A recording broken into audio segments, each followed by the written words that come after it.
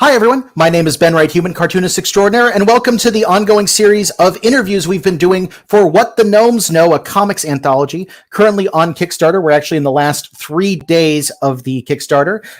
Just to get this business out of the way, we are at $3,307 and are currently reaching towards our stretch goal of $3,500. Once we hit $3,500, we will be including a Q&A section in the back of the book, and we will also be giving additional saleable copies to all our contributors so they can make even more money. We are also hoping that we're going to get a big boost at the end and try to get to the next stretch goal past this, which is $4,500. And if we manage to get there, we'll also be including behind the scenes imagery for the book, like work in progress stuff, concept art, things like that. And we will be increasing the page rate we pay all our contributors. So we would really like to be able to get there. To that end, we have been doing interviews with all of our creators to help you get to know them and know who was involved in this project. And we have saved the best for last because today we have Catalina Rufín. I got that right, by the way? Yeah, okay. Catalina is a graduate of the Center for Cartoon Studies class of 2019, is based out of Massachusetts, and is the creator of the story Gnome Pizza, which I've been jokingly referred to as a slice of life comic. Yeah, it fits. Thought it fit pretty well. So first off, welcome. It's always exciting to have a new face. You were one of the people that Rainer, the person running this project, specifically said this is who we should invite. One of the people we should invite next. Oh, yes, thank you. Because I just love gnomes and by extension like fairies, goblins, etc. Mm-hmm. So yeah, when I found out about this project, I was like, I'm on board. No questions asked. I see that the chat is also pretty enthusiastic to see you. We've got Woo, Cat. Thank you. From Little Harris. And also one of the other creators, Alex, is in the chat. Hey, how's it going? So I'm interested. What got you originally into comics? I was like really into more like cartoons, like on TV. Mm-hmm. But actually, my parents were into comics. So they loved like old newspaper comic strips. Like we had a collection of just like old comics from like the 1920s and 30s, like Little Lulu, for example. Yeah. And because my dad is from Spain, he also grew up reading Tintin. And we had like all the Tintin comics in my house growing up. So I read a lot of those. I read Asterix. And like a couple other like lesser known like Franco-Belgian comics. And then again, I was also like, I just loved like Looney Tunes growing up, like Nickelodeon and Cartoon Network. And when I was around 6, I was introduced to My Neighbor Totoro and all those like Studio Ghibli classics. So I knew like pretty early on that I wanted to be like some kind of cartoonist. It's wild to me how many people were introduced to My Neighbor Totoro at around that exact age. That's like, I was, I think in first grade, so maybe 7 when I first saw it, and it was in Japanese with no subtitles. So I had no idea what was going on. It looked great. But yeah, also I'm glad to see Asterix mentioned because I also grew up on those comics. Were you reading in English? You mentioned your dad is from Spain, so I'm not sure. Yeah, actually, we had the English version. So, like Tintin was super like widely like internationally published. Mm-hmm. But I think like my parents had been living in the United States for a while by the time I was born, and like was a kid. So they had like the English versions of them. Just a shout out. Eddie also says hi. Yeah, and especially with something like Asterix, the English translations are phenomenal. Like they actually got the puns to work, which is amazing. Oh, there's so many puns. I still remember there's like one where they go to Spain and like one of the Spanish characters is called Huevos y Bacon. Like, yeah, there's just, and Tintin also, like all the characters have like really great, like clever little inside joke names. Forgive my high school Spanish. Is the Spanish for bacon bacon? It depends. I think like sometimes they call it like bacon and sometimes they call it tocineta. I don't know. There's like so many different like dialects anyway. So I think it just depends on like. Oh, Yeah. I see. Alex also grew up reading Asterix. We got a lot of comic nerds in the chat. It's great. Yeah, and like the great thing about like those Franco-Belgian comics is like when you're a kid, you love them because it's like slapstick, like goofy, like someone's getting punched in the face and it's funny. Yeah. And like when you're older, like you appreciate like all the puns and like the subtle, like I don't know, like the language and like just like I don't know, more like political commentary, stuff like that. Yeah. And then you go to a thing like comic school and they start showing you just how smart these comics were in layout and design. It's one of the things. I'm assuming Jason's still at the school, right? Did you have him for? Yeah. Jason Lutz used to talk about Tintin all the time. Oh, yes. The brilliance of how action moves through the panels and things like that. I think my closest experience to what you just described was probably Calvin and Hobbes. Oh, yeah. I also love Calvin and Hobbes. Like, I remember having it pointed out to me by a cartoonist before I went to CCS, just how there's a great use of diagonal zigzagging through those panels that is controlling the eye, even if you don't notice that it's there. And he's like a professional. He's like a very well-trained artist. Like everything that he's doing is like very intentional. Yeah, it's always fun, especially if you go to a comic school after growing up with this stuff and find a bunch of people who nerd out at the same stuff you grew up with. Yeah, definitely. Is that how CCS was for you? Is that how CCS felt for you? Oh yeah, like one of my fellow classmates there, Pat, also was like really into Franco-Belgian comics. So like we got to like bond over like some of them, and like he brought me some that like are really hard to find and still in the US. And like other people, like I would mention like, oh, there's like this like obscure comic that I was obsessed with in middle school, and they'd be like, oh yeah, me too. And yeah, just like, and I think a lot of us had like very similar origin stories where like we grew up like watching cartoons and reading like those like old web comics, and we would have like our little DeviantArt accounts, and it's like, and now we're just like all here together. We kind of like our paths kind of like cross into the same space. I'm curious because I've noticed that there seems to be an uptick there. Your work appears to be watercolor. It's not digital watercolor, right? It's actual watercolor? It is like traditional watercolor. How common was that in your class at CCS? Because there have been a real switch between whether the classes are mostly traditional or mostly digital. It was, I think, kind of like 50-50. Of like my class, I think there was like, I know that Corey Michelle Handworker was also doing a lot of watercolor in their work. So I think it was like mostly us. And then I think like a bunch of other students like also kind of dabbled in watercolor. Like they would do maybe like mixed media. I know a lot of students would do like ink wash, which ended up looking really cool. And I also did like a lot of stuff in ink wash because many of our assignments would be in black and white. But I definitely feel like I gained like the reputation as like I'm like one of the watercolor people. Yeah, I get that. Like I actually have my kit right here. Oh, that's awesome. Yeah, it's out from when I did my colored version of our coloring page challenge. But yeah, it's fun, right? Like doing comics in that is hard though. Yeah, it is. I kind of modified like the way that I do comics around watercolor. So a lot of people when they do like a comics page, they'll just like kind of work very like from start to finish. But because watercolor, you have to let each color dry.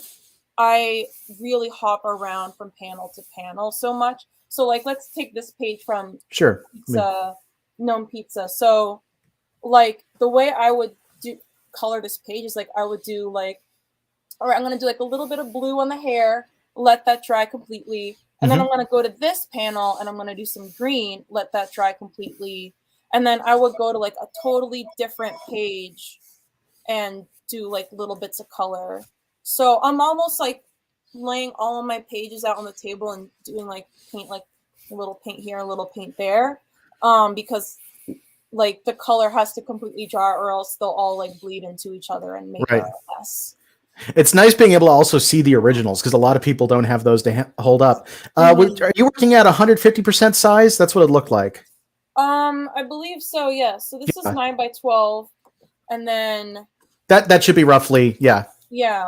I love having the originals because I think part of it too is that I find that like the print quality, like I don't know, like I tend to be more satisfied when I look at the originals rather than when I look at the printed version. So I just really like to have those original pages with me.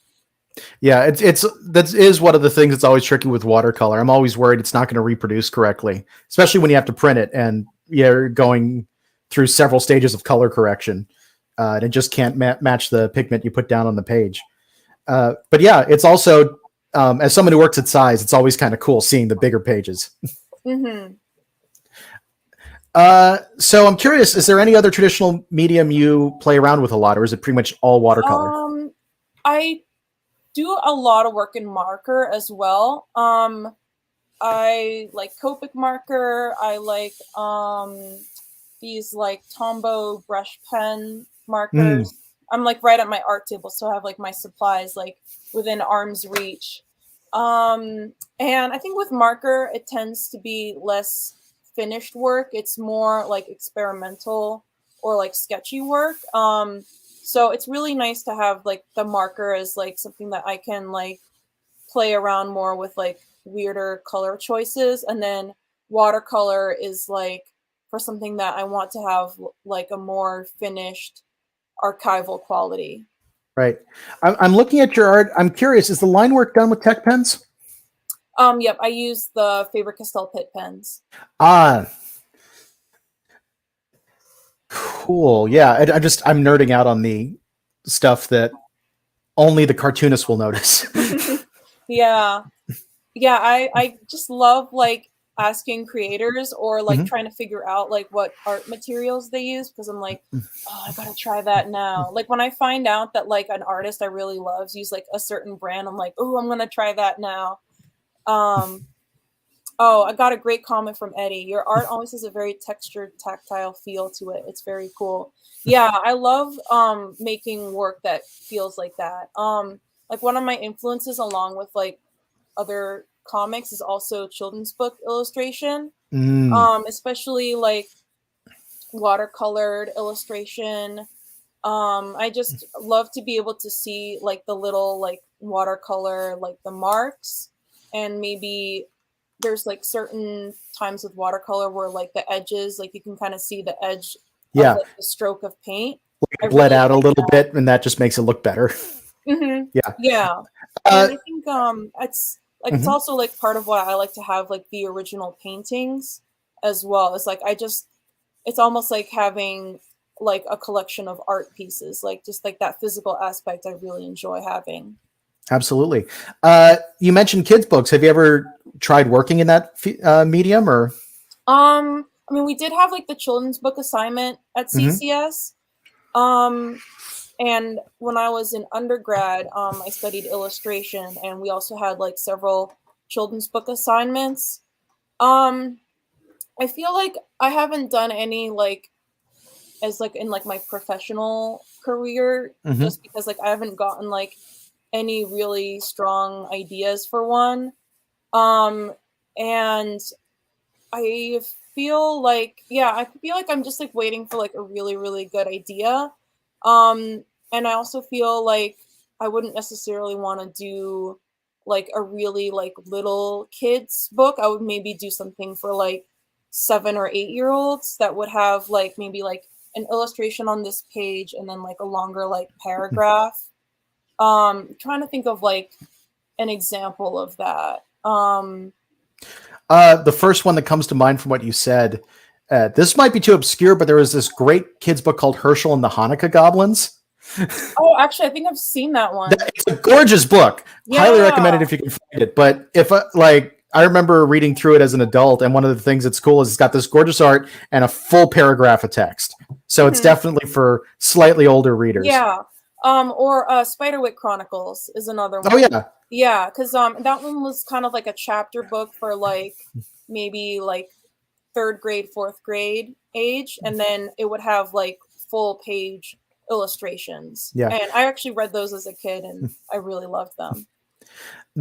I'm curious now because you mentioned the CCS assignment. By the way, in case anyone doesn't know, we're talking about the Center for Cartoon Studies, and one of their assignments. I'm assuming it's the same as when we had it, but basically, you're supposed to make a dummy of a kid's book. You have the entire thing basically written out and mapped out, and rough art with a couple finished art pieces for an entire 24 to 48 page book. And I'm curious what topic you ended up picking for it. Yeah, so I did one about my cat, popular choice. And it was about how my cat at the time was like a very picky eater, and Mm-hmm. we had to find this like special like gravy sauce for him to eat because he wouldn't eat anything else. And so I kind of took that idea and I made it like about like a cat who eats like food that he's not supposed to, like human food, and it makes him really sick. And because he doesn't like cat food. And then like finally he tries this gravy and he's like, oh, this is what I've been waiting for my whole life. So yeah, I kind of based it around that idea. And actually, like, I think what I realized about that project and what I realized about like children's books in general is that I think like if I were to make one, it would have to be about something that I just like was really personally invested and excited about. I feel like and that's kind of like how I approach art in general. Like I feel like with a kid's book, like I could choose something like really typical, like either adopt like a fairy tale or come up with like a very like typical kids book idea about like animals. But I feel like if I had to do one, like it would have to be very me. Like it would have to be just like, I don't know, like something crazy, like a little bat humanoid who likes to play the piano. Yeah. Real quick, want to call out some love for Herschel and the Hanukkah Goblins. I also didn't grow up celebrating Hanukkah, but I loved that book whenever I could find it. Maybe also a reason that I got involved in horror. And also, shout out to Spiderwick Chronicles, I believe. The question, though, is do you consider Ditter Lizzie an influence? Yeah, I do. He had these like field guide-esque drawings of Mm-hmm. fairies and like little like brownies, gnomes, definitely stuff like that. And Mm-hmm. I was just like, oh, I love the idea of like a field guide to these creatures with like little like anatomical drawings. And I think there was like, I think he drew like the fairies with these like very delicate insect wings. That is actually something that I do in my own work now. Right. That So shows yeah, up huge in influence. the Fairy Warriors, if I Mhm. recall. Yeah. It's funny because this also ties into what you were saying about if you were to make a kid's book, the type of stuff you'd want to do. Your work seems to talk a lot about certain themes along that are important to you. There's a lot of things in here about being an outsider trying to fit in. There are things on gender identity, on being questions about characters on the spectrum and things like that.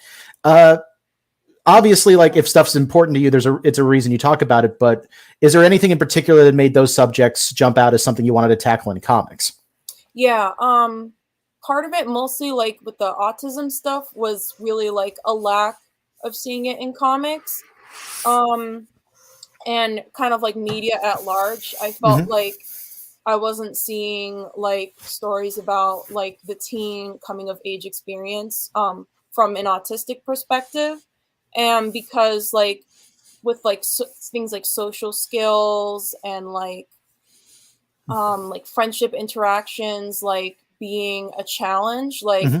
I wanted to see like stuff that just like felt, and like I would see characters in like other comics and manga that had like, oh, maybe like they were socially awkward or they weren't cool, but they never said specifically that they had autism. It was more like I kind of had to like interpret that through like my experience. So I really wanted to see like stories where a character says, I am autistic, and Right. these are the challenges that I face. And it makes sense. Like, I think it was with the DSM-5 that a lot of the language around this changed, because I know growing up, if anybody talked about it, they usually talked about Asperger's, and everything else was generally considered low functioning autism. And then when this actual spectrum started getting talked about a lot more, it opened up a lot of things for people.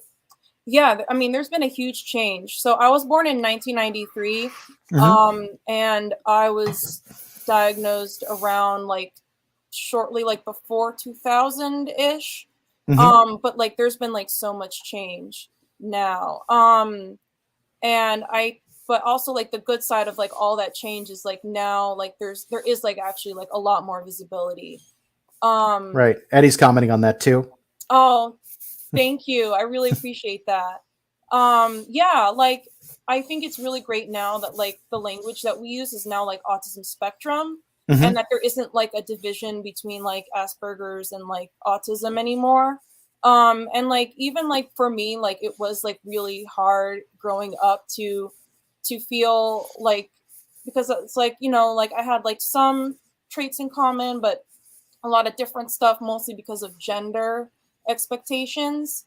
And I honestly like I still feel like in mainstream publishing, there's still like I'm still waiting to see like a kid's like middle grade graphic novel that's like been written by an autistic person about like an autistic main character. So I'm still kind of waiting for that to happen. I hope to be one of those creators who can do that. Right. I'm almost thinking like some of the stuff that Raina Telgemeier does, but yeah. There's actually, this reminded me, there's a comic I saw on your social media that I wanted to bring up. Let me see if I can bring it up. It's the one you did on getting the gender neutral haircut. Oh, yes. Because there's one specific moment that I just had to call out as very good comics. Oh, thank you. Let's see. Here, I'm going to share this. Apologies for sharing your Twitter. No problem. But yeah, I was actually reading through it earlier today, and there's one specific shot that made me like, this is something that happens with cartoonists a lot. If you're not familiar, like we'll see something that most people won't notice, but the cartoonists immediately go, that was brilliant. Oh, yeah, yeah. And I want to call out, I just realized your thing is blocking it. Let me bring that down. Is in the very last panel when someone's getting a haircut, wants something that is more gender neutral. By the way, this is also going deep into liking the Who, even though it's an old person band, which it's just like a very like autistic thing where like because we have like these like very niche obsessive special interests, and you know, it can be like unfortunately very common to like be bullied, like, you know, a lot of people like kind of like weird things that seem like unusual for like that age range, or that are like kind of obscure, and then like can be bullied for having those interests. Yeah. What's funny to me, it definitely is like a very like personal thing. What's funny to me about that is from the environment that I grew up in, liking the Who would absolutely not be weird. Everyone liked classic rock at the school I went to. It was also a very conservative school, so you probably like that. There would have been a whole nother set of problems. But the thing I wanted to call out, over 2 pages, this character is getting their hair cut. And it's just brilliant to me that at the very last panel, you go from seeing them with long hair to the moment when they know what, then the moment that they actually see themselves change. And that is such a brilliant transition. I honestly like didn't even really think about that too much. I think the way that I was planning the page, it was like I was kind of like going through the steps of like what a haircut is like, where I'm thinking like, okay, first, like, you know, they're like leaning back and getting like that nice like shampoo massage thing, and then they get the blow dry, and then I always think of like at the end, like they kind of show you like the little mirror so you can see your haircut from all the angles, and like that's always like a really exciting moment. So yeah, I was just thinking of like the stages, and then I wanted to kind of include like that little flashback scene, about why it's Actually, important. like, Yeah. I deliberately didn't want to include like a strong like panel division between like the flashback where Jenny is with their older brother Ashley, and then like the flash forward.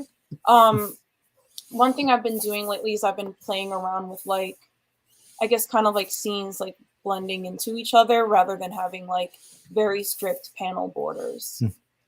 That's always a challenge. Like, as someone who's written graphic novels that have a lot of flashbacks, it is so hard figuring out how to blend that stuff. Yeah, I was a little worried that people might get confused, that they're like, wait, who are these like two people, and then who is, and then they're like, but I think like I've been like a little bit less worried about confusing people. I think like if you have to like read it, like maybe you have to read it a few times, but I think like hopefully people will like realize that it's like a flashback, but it's kind of like blending into the present time. Yeah, I think it was communicated very well. Thank you. But yeah, it is just, it seems to be a common theme of feeling like an outsider and trying to find a way to accept things in your own skin, including in Gnome Pizza. Yes. You've got it feels like both characters are kind of in that exact same situation. For like, at the risk of having mild spoilers in there, basically the concept of Gnome Pizza is a person moving into a new city and finding out that they have an unintentional roommate, a little gnome, that keeps helping them clean up. Part of what's funny also is, in some ways, this is the most classic gnome story in the whole thing, because it very much is like the I'm blanking the name of the story, but the old fairy tale about the cobbler who Yeah. With it was like the shoemaker and the gnomes, something like that. Yeah, it very much felt like that, but in a modern Boston apartment. Yeah. Yeah. I was thinking about like stories of like how like the gnomes and like the like all these like fairies and little people could be like really helpful. Like they would live on the farm and they would help you if you like kind of played by their rules a little bit. Like, you know, if you leave out like the little like oatmeal with the butter, they will not kill your cows and they will do like small chores for you. And I was thinking like that would be really cool to see in an urban environment, like something that's like relatable to me as like someone who lives in an apartment. It kind of has a little bit of a Neil Gaiman feel. Just Cool. like you have the real world and just something magical and bizarre is happening in it, and I love that stuff. and the main people are just kind of like, all right, this is happening. And it's also funny just that both people think they are entirely the outsider and realize that they're both kind of alone together. It's a really interesting way to handle a lot of that. So you moved to Boston in 2019, right? Shortly after graduating? Yeah, I'm originally from there, so I like moved back. I moved back in with my parents, and then at the time, my fiance and I moved into our own place in 2021. Gotcha. So it was but just yeah, like homecoming. You were graduating and starting to enter into the scene right before everything locked down, which had to have been awkward. Yeah, it was. I think like I kind of suffered from some bad timing because like in 2019, like things were going really well. Like I had just come out with my graphic novel Slowly But Surely, and I was doing all these conventions, and then I did Comic Art LA in December, and I met my agent there, like and we were like pitching like all this stuff. But I think like unfortunately because of like the pandemic, I think that like a lot of my pitches were being turned down.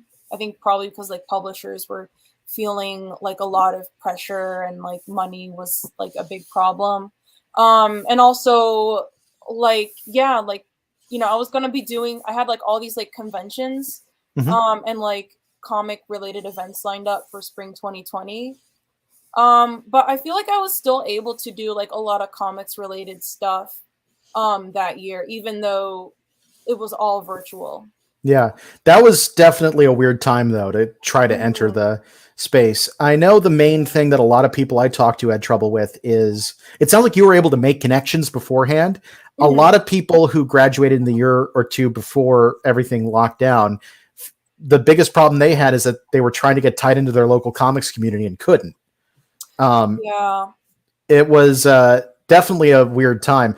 It also it was weird to me because it was 2020 was actually the first year I made a profit as a cartoonist, but it was Great. the entire reason was because I wasn't able to go to cons. So it cut all those expenses. So much money too. Yeah, and it was just, but yeah, just weird coincidence with that. That and the next year we had all the profits from Less Than Secrets, so things started going pretty well. But it's funny because that lockdown really was a weird environment for stuff. Did you get much comic work done during lockdown? Like even when pitches weren't happening? I was doing like a daily pandemic diary comic, which I gathered into a collection called Cat by Numbers, which is also a Who reference for anyone who's like keeping track. So I did that, and then I was working on like another like long form comic called Winged Feet, which is like a fictional memoir about running cross country in high school, and that is, I consider, like a very like typical like classic Cat material. You've got like an outsider kind of fish out of water character who has like some like baby trans feelings, and there's like very like awkward social interactions. It's kind of like the trilogy, and then 4, it's like based on like my personal experience. So I was able to work on that. Yeah, totally, Eddie. Like, yeah, same for me. So I was able to work on that, and I think I was out of work for I think like about 3 months. And then unfortunately, like I had to go back to work in like June 2020, and I had like a little less time to work on comics, but I was able, at least like my schedule kind of went back to normal having a job. Right. Yeah, that's where a lot of people ended up having trouble, because once you're used to a pattern, having that completely upended can definitely change things. It's honestly a big part of why we started making anthologies, because a bunch of us were all stuck at home coming up with ideas, and just decided to reach out to a bunch of cartoonists, say, do you want to make a story about a cryptid? And everyone was like, yes. Yeah, it's awesome. So and it's a great way to keep each other, I think, accountable, because it's like, you know, like I find that it can be really hard to make work when I don't have like a deadline, or when I don't have like a goal like a date in mind. So having like that anthology goal, I think, will really help people. Yeah, you were also one of the first people done with this project, if I remember correctly. Yeah, I just kind of like banged it out. I get it. Watercolor, like, it's a lot of work, but it's fast. It's one of the reasons I enjoy doing it. I used to do it. I do it sometimes at cons, like just that's on the fun. fly. Yeah, the thing with watercolor is like once you're done, you have to be done, because you can't really like fiddle around too much, because like I don't know, like I've done watercolor art where it's like I'm just like so fiddly with like details and perfecting everything, then it just, I don't know, I'm just like not happy with it. So like I try to keep it like really like fresh and loose, and then it's like, okay, it's done, putting it away, I'm not looking at it again, it's done. I just realized I could be forgetting someone's story, but I think only 2 of the stories might be traditional in the current anthology, and I think both of them are watercolor. Yeah, I just realized Angela that. did one too, Yeah, right? yeah, Angela's is watercolor. Mm-hmm. Angela's actually who taught me to do watercolor. Oh, that's awesome. Because she would do it at cons, and she was one of my first table buddies. And one of the main things that was kind of cool is that she'd do these super quick little watercolors on index cards. Wow, that's impressive. I always say, if you want to learn how to do watercolor, use terrible paper, because it'll teach you not to overwork the paper. But that way, like, you don't have to worry about messing up like a $100 piece of like cotton rag paper. Exactly. Although then once you use cotton paper, you're like, oh, this is amazing. Yeah, it's like once you start to use the good stuff, you can't go back. All right.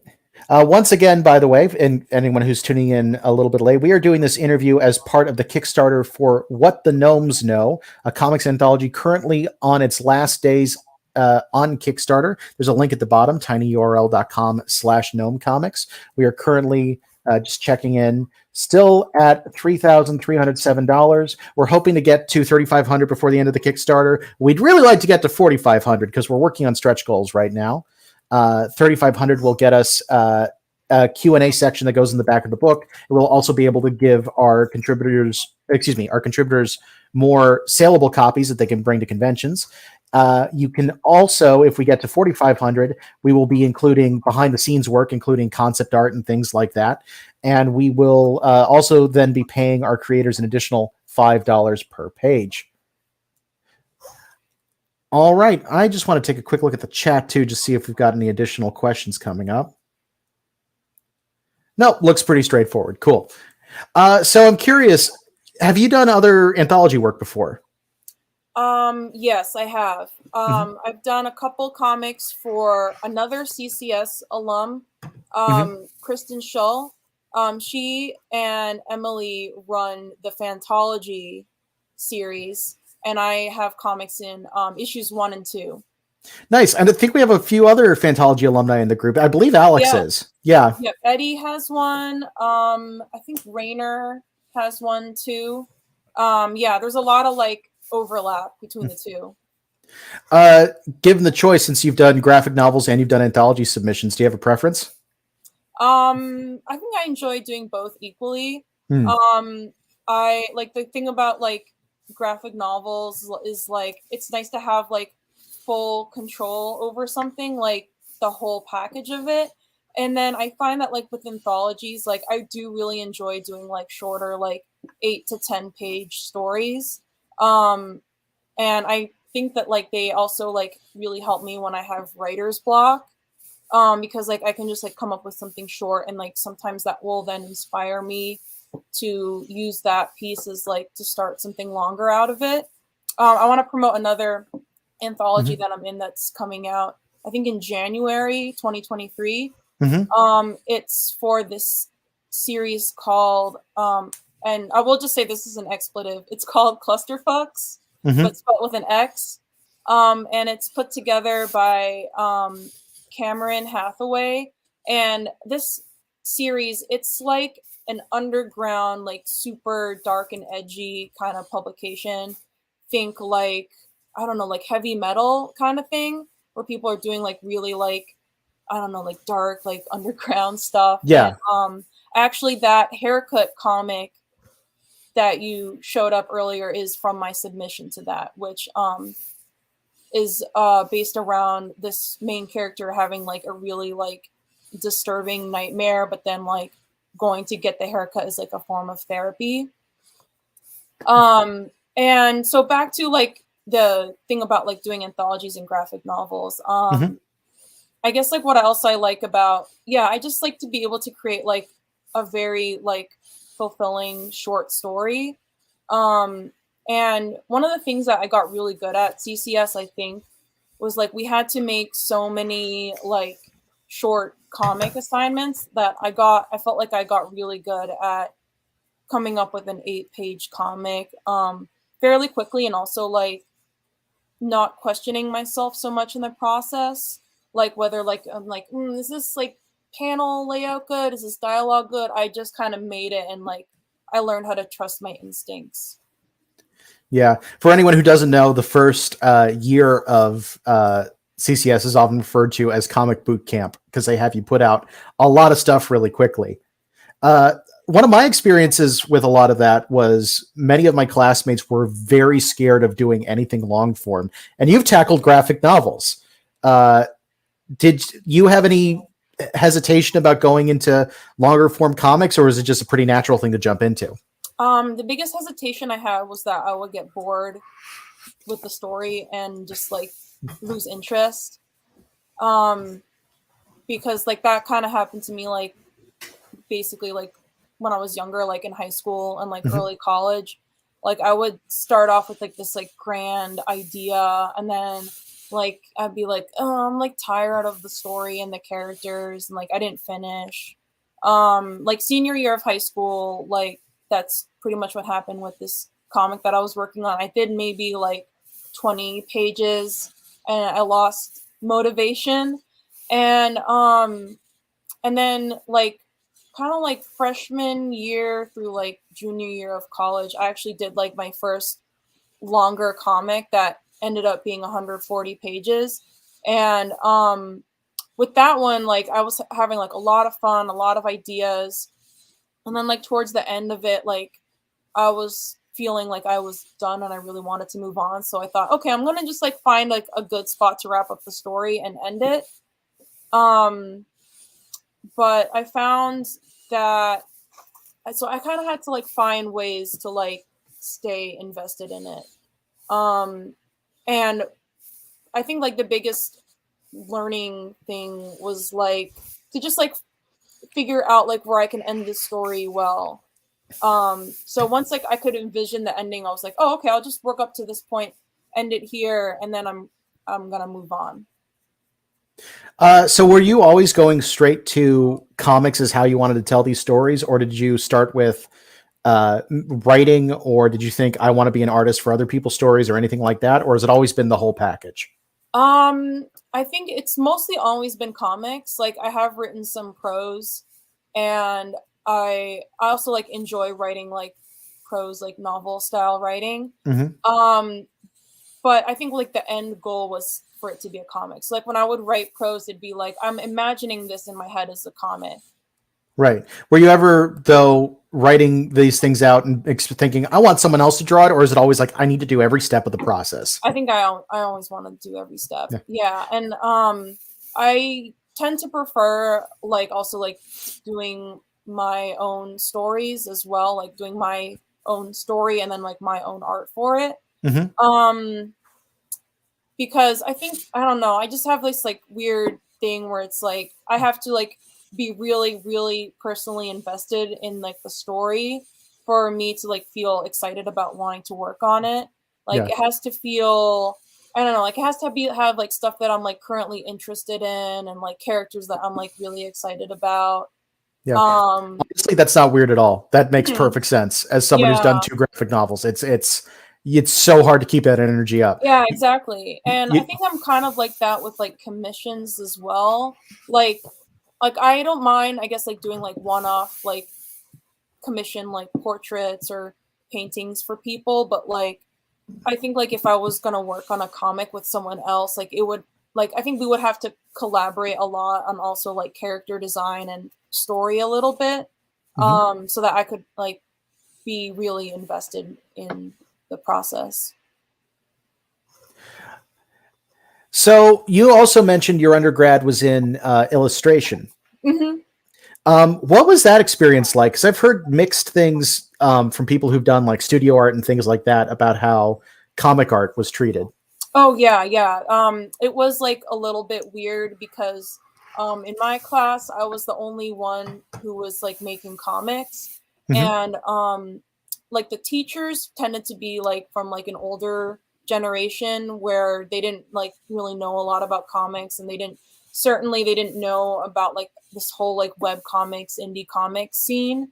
They did seem like pretty impressed that I was like making like all my own comics and that I was like selling them at shows. Like they thought that was really cool. And my senior thesis was a mini comic. And you know, I passed, I got my diploma, and they did enjoy that I was doing that. Um but it was also like, and I think like it was like a little confusing like what I wanted to do at that point. Because I thought that I was thinking like, oh, maybe like I will go into like an illustration career, Hmm. but I realized that I just didn't really um, enjoy, I think, like the career options at that point for illustration. It was like, oh, like do work for other people, do like a New Yorker magazine like article for like I don't know, some like political issue or like scientific issue. And I was like, I'm not like really interested so much in that, or yeah, I don't know. Like Yeah. I think I just really wanted to like make my own things, and not like do art so much for other people, and have like an art director like hovering over me being like, oh, make this red instead, or like fix this person's face. Like I was like, no, I don't want that. Yeah, it's funny how many people I know who gone into indie comics specifically with a very similar type of path, where it's like, Yeah, I'm yeah, going to do the same. compromise job Hmm. because it's in theory more lucrative. And after a very little bit of time going, I don't want to do this. Hmm. Uh, Yeah. I mean, that's how I learned to do writing in a lot of ways, because I was looking at a film career because that made more sense than doing comics. And more I realized with my screenplays, I don't want other people making movies out of these. I want to make comics out of them. Because Like, then you get to control so much more of the end result. exactly. I'm curious because CCS though would have also had you doing collaboration. Hmm. Is that something that you've found enjoyable at all, or is it completely? Let's see, the collaboration that I did, I there was like that like classic comics Yeah. slash like manga. Oh yeah, Um, your class would have been doing the manga one. That's right. yes, so I was in Yeah. Eddie's class when we Hmm. did the manga assignment. Yeah, I mean that one was really fun. I think like what was fun about it is that it did like challenge me to draw things that like I normally would never draw. Hmm. We did like an adaptation of At the Mountains of Madness by H.P. Lovecraft into like Yeah, I immediately got Osamu excited. Tezuka style manga. Yeah, it was pretty wild. Did you So have a cast? Did you actually do the stock characters that he always used, or yeah, kind of. We had like the bald like little scientist guy with like the big the beard? mustache. Yeah. And the main character was like this like young girl with like the big like eyes. She kind of looked like a female Astro Boy.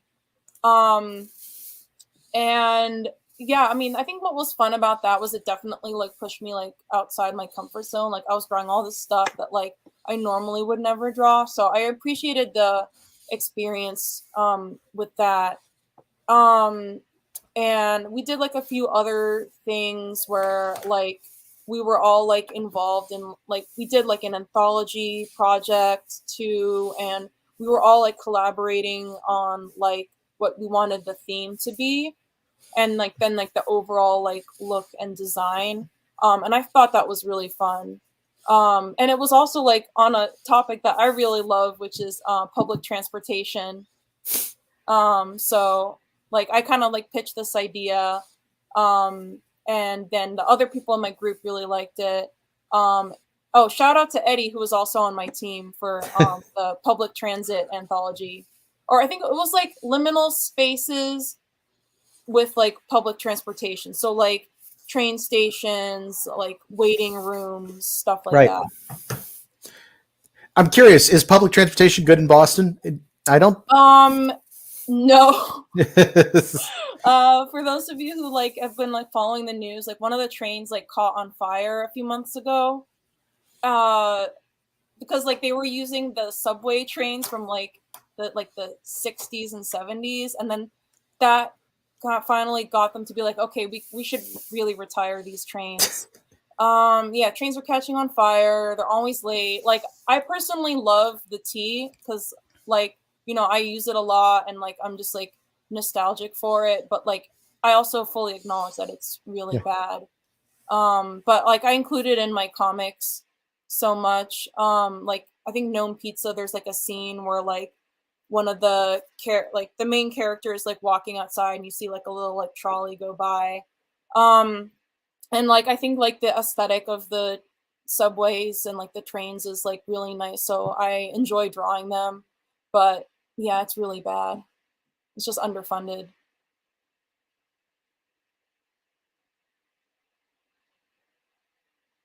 Yeah, are you like pulling up the example? I can try to find it. So it's like this little scene right here. There's like the character walking, and then you can see like the trolley in the background.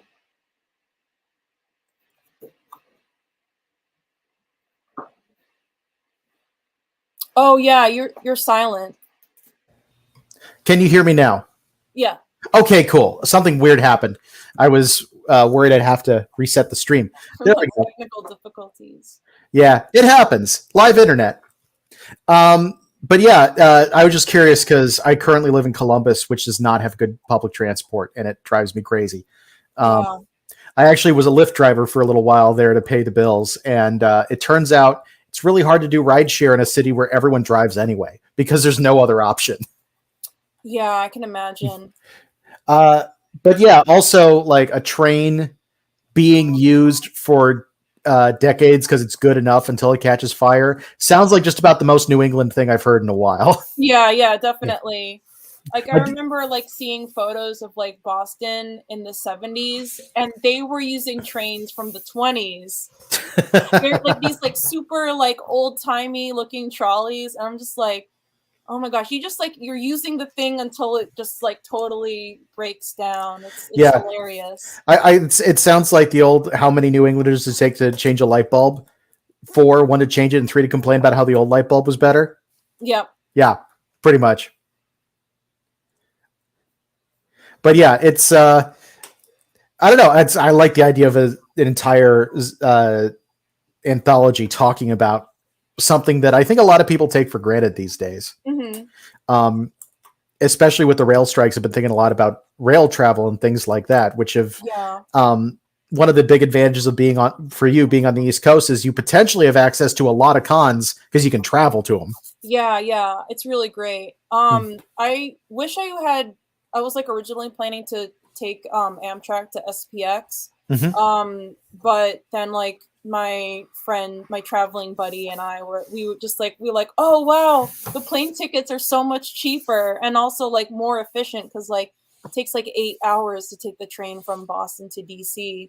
So we were like, yeah, we'll just take the plane." Yeah, But I really want to do one day like the Lakeshore Limited, which goes from Boston to Chicago, and it's like supposed to be like a really beautiful route. as someone who originally came from Richmond, Virginia, it's like I will still go down there to visit family and then take the train back and forth for Otakon every year Oh, that's whenever I get the awesome. table there. And it's like I've come to completely love Amtrak. Hmm. It just makes life so much more convenient than flying. It's cheaper. It's in a lot of ways more comfortable. Oh yeah, Yeah. definitely. Speaking of the flight to SBX, by the way, for people who don't know, fun fact is that I was going to be rooming with Kat, and we were actually going to be meeting in person for the first time from that. And literally, like I reached out to you, and you were at the airport. Yeah, I felt it's awful about crazy. this, but I'd had a COVID exposure, and I could not go like the day before the event. So I ended up having to abandon Kat to the wolves. But but yeah, from what I've heard, it was still a very good event. So, and I'm glad I Yeah, didn't get you sick. yeah, it was a really good event. It was just like a family reunion of like all the cartoonists, and it attracts like a much wider range of people, like geographically, than a lot of the cons I usually do. So there were like people from all over the United States and even like other countries in Canada. And I got to like meet like in person like a lot of people who I was a fan of. And yeah, SPX is also like I feel like it's not very like pretentious. Like I kind of got this feeling when I was going that it was like, oh, like you know, all the great established professional cartoonists would kind of be up on a pedestal and then there'd be like all of us like peasants. But like everyone was just like really friendly and excited about comics. Yeah, And like you could just like mingle with like whoever and they were just like really happy to be there. and especially since it was the first in person SPX in a long time, you can't blame them. Mhm. Yeah, everyone was like extra excited and happy. Yeah. Did you end up attending the Ignatz Awards? I did, yeah. It was like a little underwhelming because a lot of the people who won awards weren't there. I also wasn't super familiar. I'm usually like not familiar with like every entrant, like every entry that was like nominated. Like there were a couple that I was definitely rooting for to win that did win. And then others who I was like, oh, I've never heard of this artist, but I will look at their stuff since they won an award. Like, I definitely want to like find out like who are like all the like upcoming great artists. Yeah. It's funny because I was explaining to somebody what these awards are, because a lot of people haven't heard of the independent comic awards that happen. And I said, if the Eisners or the Oscars, you've got the Golden Globes as the Ignatz Awards. Like, technically lower attention, but arguably better art audience. Yeah, for sure. I don't know. It is one of those things that I was particularly disappointed to miss because I'm a sucker for award shows. Yeah, it's fun. There's the speeches were interesting because like, you know, you get like a range of like different styles. Like there was one person who just went up and said thanks and then left. Yep. And then there were like very like earnest, like heartfelt, like, you know, thank yous. And I think most of them, like the running theme was like, oh, this person isn't here, but like I will accept the award in lieu of that. Yeah. I will say one of the strange things about SPX is they have this major award show at their event, and they don't announce until like a couple weeks beforehand who's even nominated. Yeah. And the people who are like, there's a very good chance you didn't get a table because either you didn't know whether or not you're going to get nominated, or you weren't able to get a table because it's really hard. Yeah. So it makes sense that a lot of people weren't able to make it. It's one of the things that we were kind of wondering about because Less Than Secret was submitted for some stuff. And part of the thing was like, we have to get down there if we got nominated. And like, we might you really want to be able to be there to promote it. Exactly. And because individual stories can be nominated, we're like, well, what if one person gets the nomination in a couple weeks? We want to try to get them down there if we can. How would that even work? Like, that could be ridiculously expensive. But yeah, you know, I also get it. They have to go through a lot of comics to make their decisions. Yeah. Well, I would also encourage you and anyone else who's watching to, first of all, apply to MICE, the Massachusetts Independent Comics Expo. And they also do give out an award, which is actually in some ways a little better than the Ignatz because there's like money attached to it. And so the MICE mini grant, like the purpose behind it is to give like these like kind of like first time, like more like starting out artists, like they'll give you like a cash award to help go offset like the cost of printing. So you win this award and then like they will like really like promote your comic at the event. Absolutely. They give you like a special like little stand and like they display it like in the front of the hall. And New England in general also has a lot of shows, many that are good like for small. Like, concentrated. One of the things that was weird coming out to because I'm based out of Ohio now, and there's like one or two zine fests in the entire state. Which I know that CXC is getting pretty big.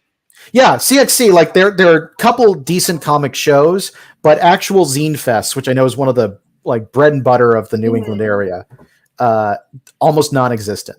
It was really surprising to discover when I came out here.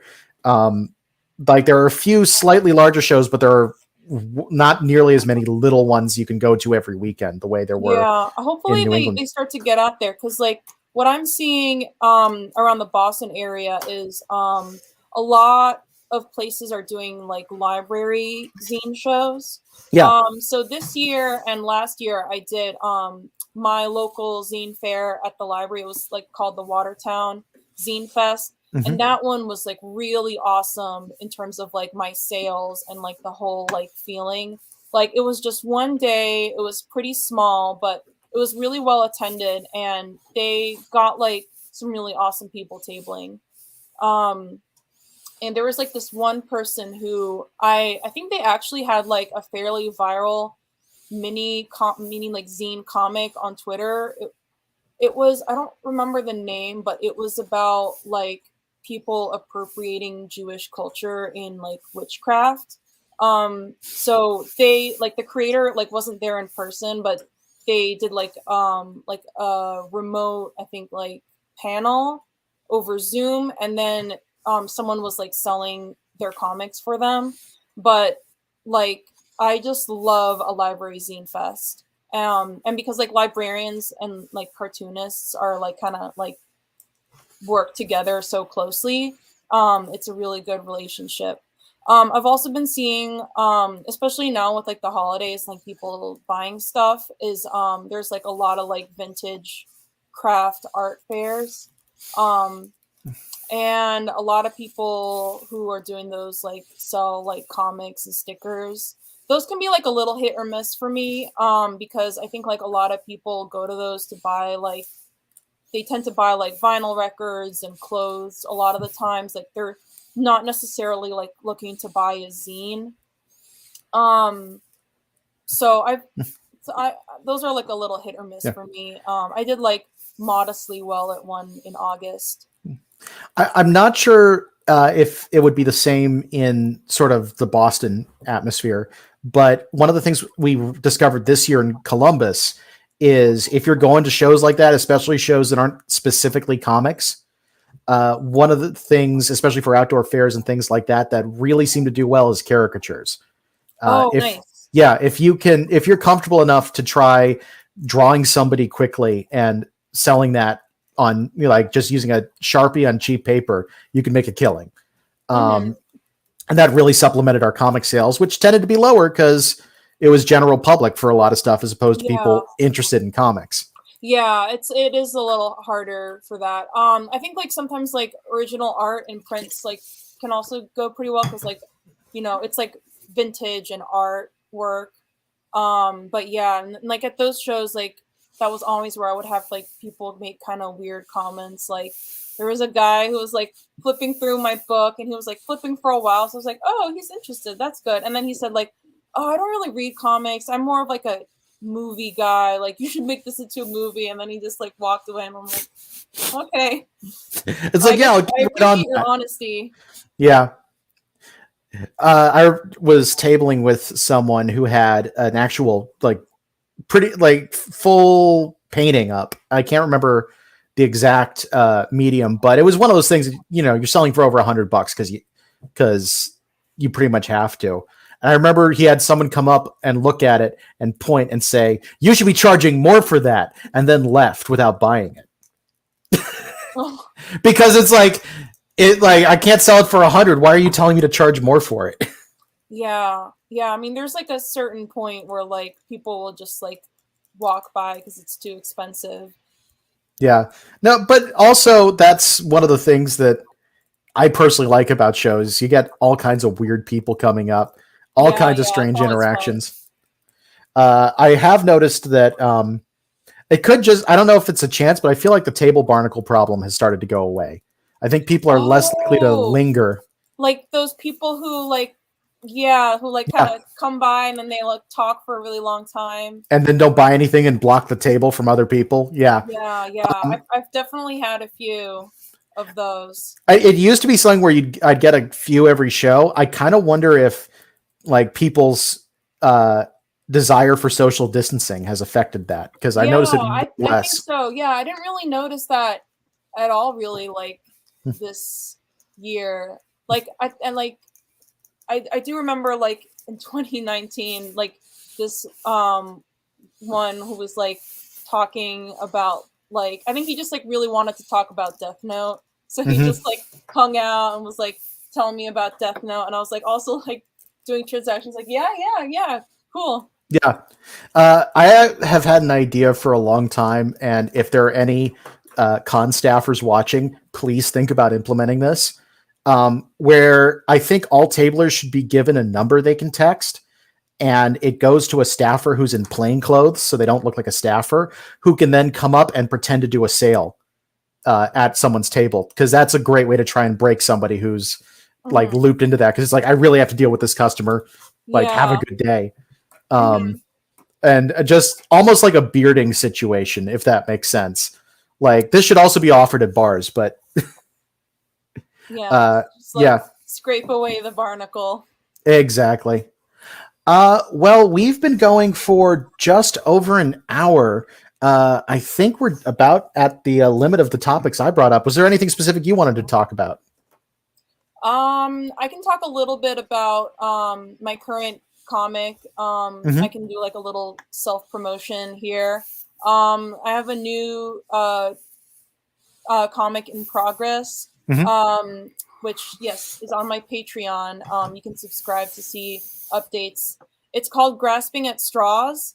And it is like a fairly dark subject matter, kind of like darker than like what I've usually done in my comics, because it's about like characters at like a mental health rehab center. So it's about like this like kind of like odd friendship between like a teenager, kind of like young, like between like high school and college, with an eating disorder, and then an older man who is like a recovering newly sober man. And I think like I just did like the first 24 pages of it. And it's kind of like the story's revealing itself to me.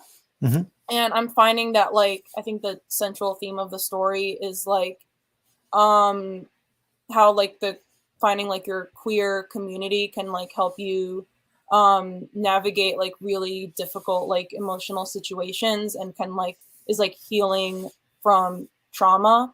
Because like I found that like, you know, when I was like in these like really challenging like emotional situations, I was like, oh, like my like friends and like my community really showed up for me. And I think a lot of it is also like, it's a lot of like really great memories that I have about like finding my people, like, you know, being that outsider, but then like finding like the people who get me. And there's also like a lot of stuff in it, I think, about like art school experiences and like dealing, I think, with like criticism as an artist. So this is the first time that I do a comic where the main character is also a cartoonist and an aspiring artist. So I think it's going to be really fun to put in like my very my own thoughts about like an art career into it. Yeah. I'm also excited to hear you mention having a character that's in recovery. I have a lot of friends who are in recovery, and it is an interesting topic that sometimes gets covered in weird ways. So it's good to hear it. Yeah. Yeah, I definitely have like a lot of like empathy and solidarity with people who are like in various stages of recovery from like substance use or like other like emotional things. Because like you know, like being on the spectrum, I've been bullied and I've had to deal with like anxiety and depression from that. So I really want to like do more comics about like these mental health topics. And I think it'll be fun to do like my own like kind of weird spin on it, like, you know, being like really like sad, but also like putting in like some weird like magical stuff into it. Yeah. It always, the magical stuff always, it's fascinating to me because I feel like it brings in a lot more people to difficult topics.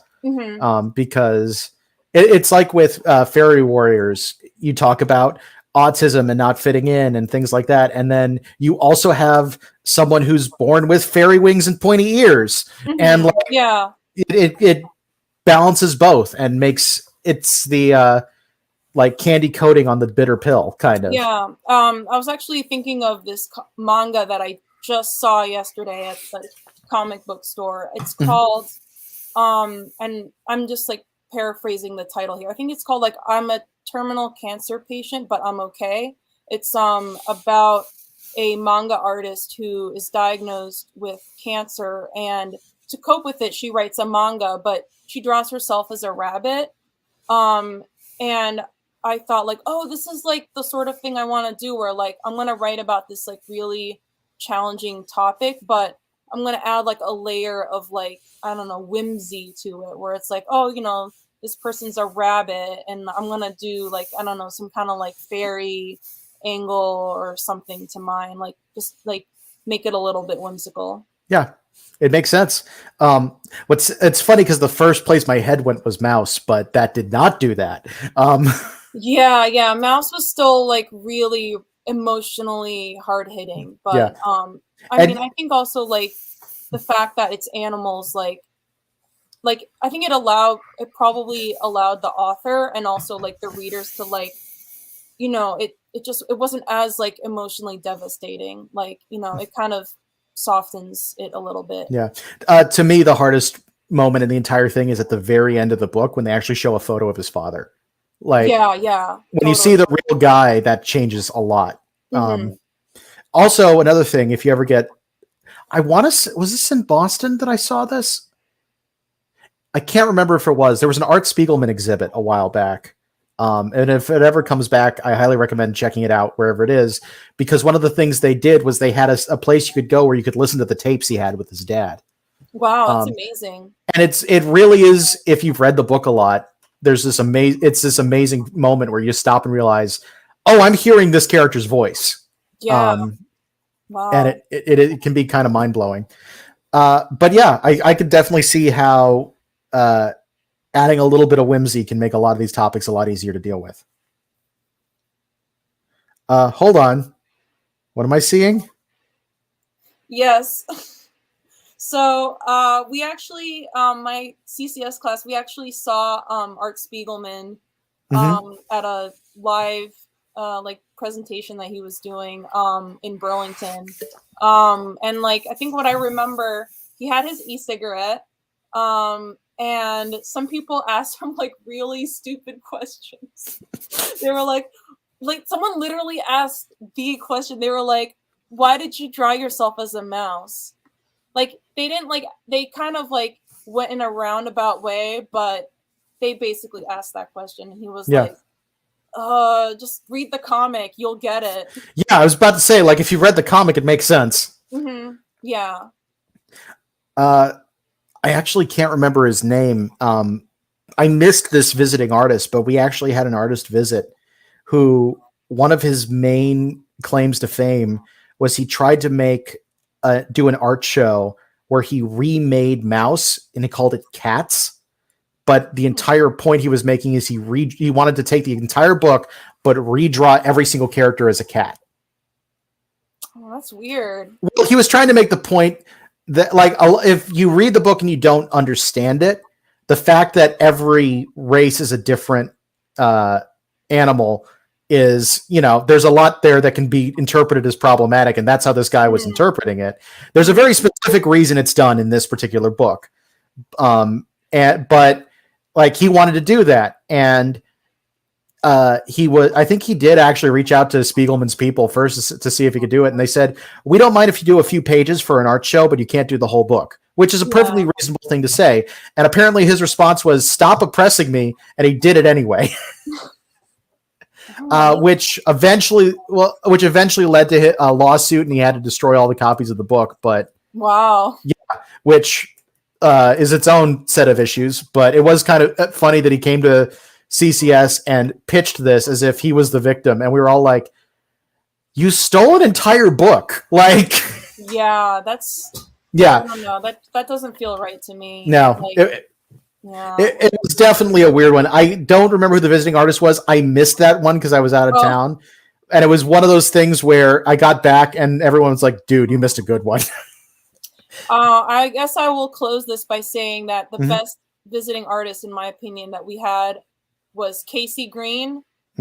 And he is like one of like my favorite cartoonists for sure. I like Eddie's comment. Yeah. About the e-cig. Yeah, Casey Green visited. He was legendary. And I consider Anime Club to be like one of the all-time greatest comics. One anecdote I'll throw out there, just because you mentioned going to Burlington for a big artist. We went with Steve Bissett. Was he still an instructor when you were there? Yeah. Yeah. I know he recently retired, but we went to Burlington to see Scott McCloud talk. Wow, nice. And one of the really funny moments was at the end of it, there was a Q&A where they were passing mics to people, and we were right in the middle. And someone tried to pass a mic to Steve so he could do a question. And Steve's a loud guy, and he just says, I don't need a mic.